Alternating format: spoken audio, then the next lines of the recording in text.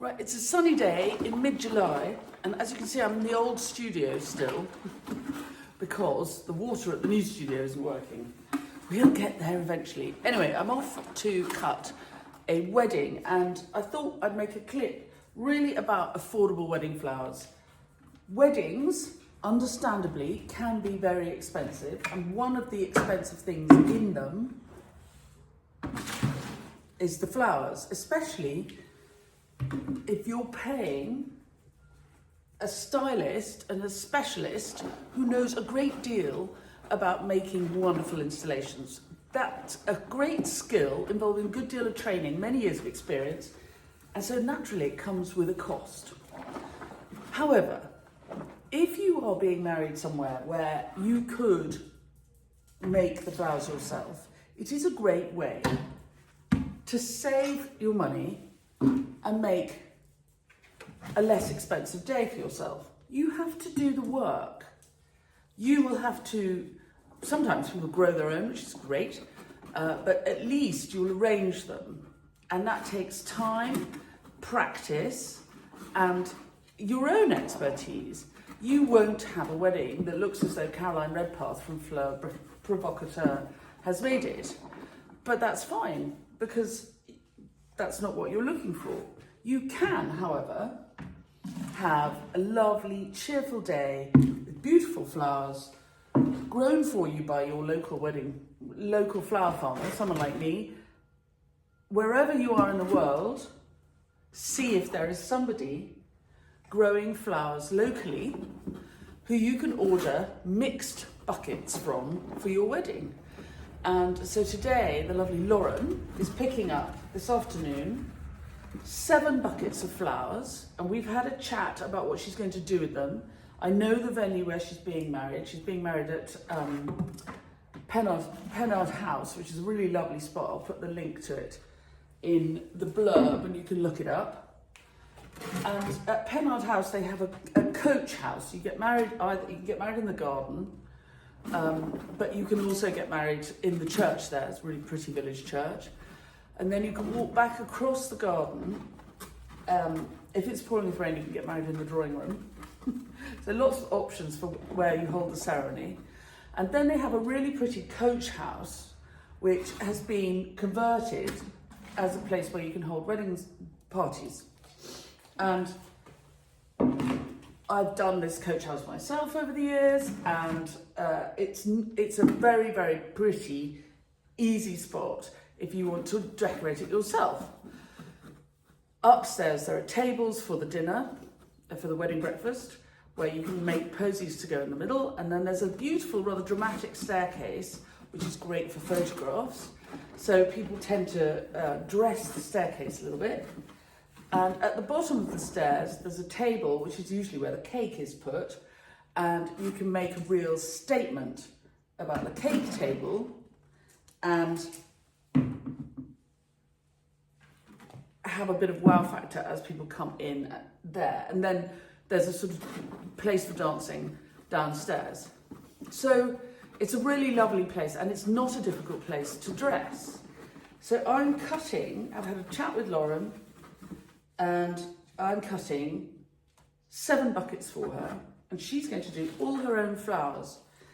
And I think it's a very effective way of getting good quality wedding flowers at a reasonable price without breaking the bank.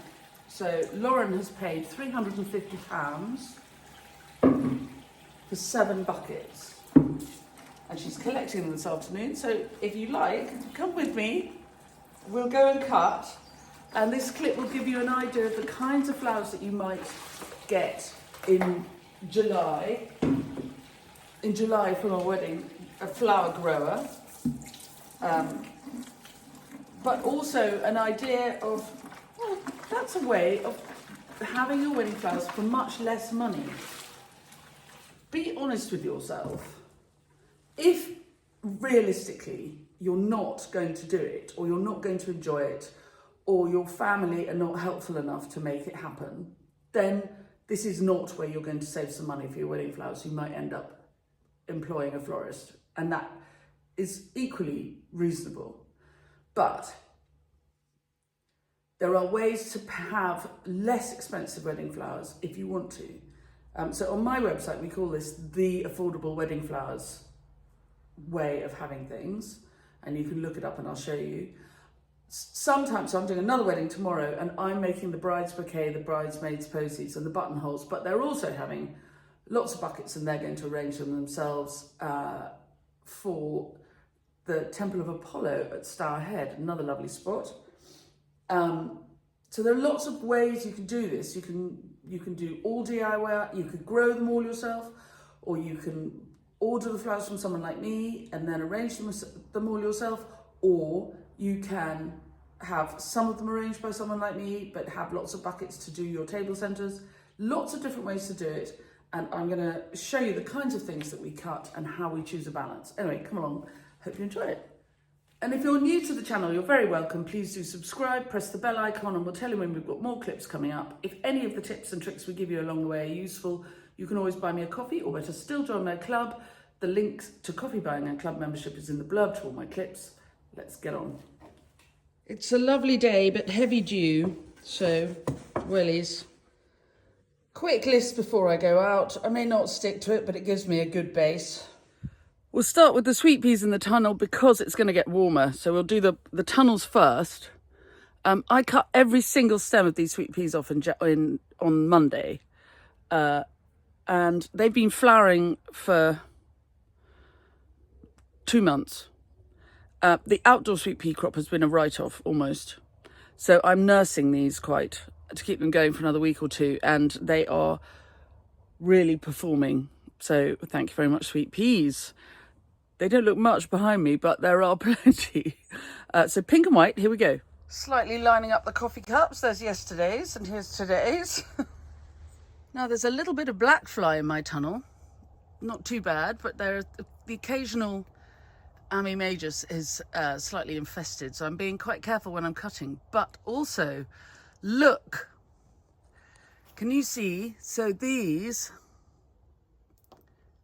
are, that's ladybird larvae are just about to, they have wrapped themselves up in a little cocoon and they will emerge as ladybirds soon. There has been a huge amount of ladybird action here. Look, this one, I can't see, can you see it? That one is just coming out of its cocoon. Can you see it moving? There you go. That is transformation, metamorphosis in action. Here comes a newborn ladybird from its cocoon. And the larvae look very monstrous. I'll see if I can find you a ladybird larvae. But they seem all to be in cocoons. So, oh, here's a larvae. So, there, you see the monster. Where's my finger? That's a ladybird larvae munching away on the black fly. They then turn themselves into a cocoon like that. They then hatch like this one is hatching here, and then they become a normal ladybird, a beetle like that. There you go, the life cycle of the ladybird, all on one Ami Majus plant. It's amazing, amazing to watch. Fantastic for cutting in July is perennial phlox. Marshmallow loves it here. And it has this very, very pretty sort of ghost colour flower. So we're going to have some of that for height.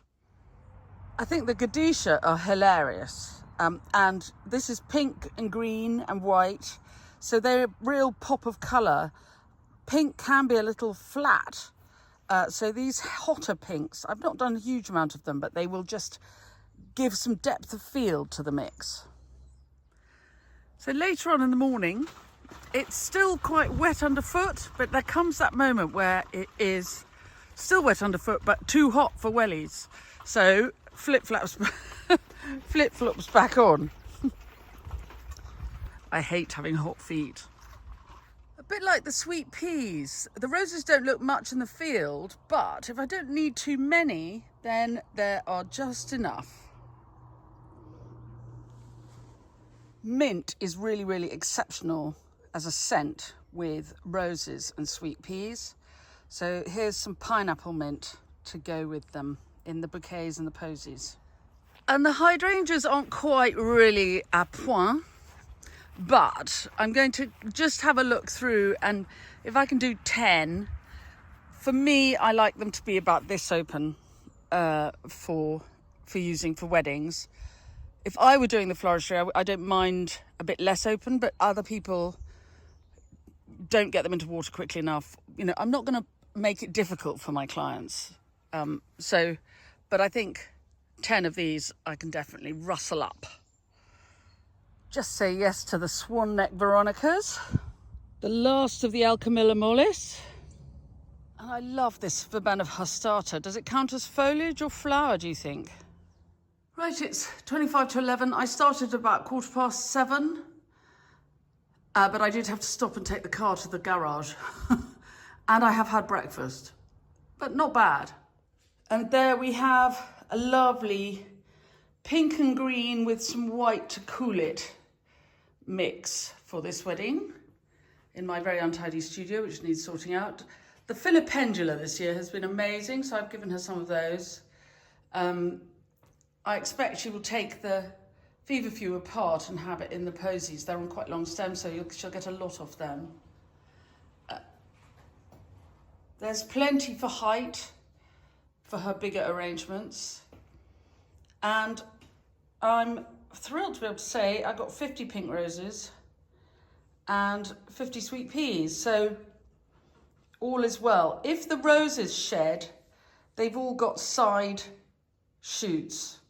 It's been very wet, so they are potentially a little bit fussy. So I hope you've enjoyed, put you up a bit.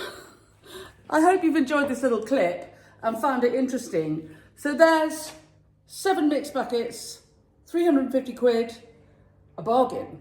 You couldn't get that at the market for that, at the wholesale market for that.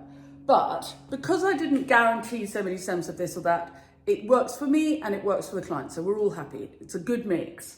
And I'm really pleased with it. And if you're thinking about getting married and you're in the UK, I highly recommend our local venues to here.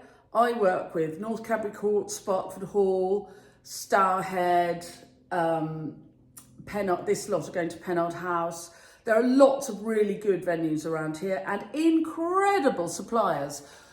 If you're looking for a sort of grander, more installation style wedding and somebody else doing the flowers, then I cannot recommend more highly Caroline Redpath of Fleur Provocateur. But equally, if you're looking to make a lovely scheme for yourself and you've got the time, the energy, the creativity, and you don't want to spend a fortune, then mixed buckets from me are a good way for doing it. So think about it. And Somerset is a lovely place to be married, wherever you live. People often come all the way from London because even hiring somewhere like North Cadbury Court is much cheaper here, just because there are fewer people. It's less, you know, it's not hiring North Cadbury Court is the most, I mean, I would hire it in a heartbeat. It's absolutely amazing. And it's not cheap, but it's compared to something like that closer to London, it's a very different price. And we're only 2 hours from London and down the M3 and the A303, heading west past Stonehenge. Very romantic. Anyway, have a lovely weekend, everybody. Hope you've enjoyed the clip. I've got another wedding to do tomorrow and I'm going to make that clip and save it for next week. So I'll see you then.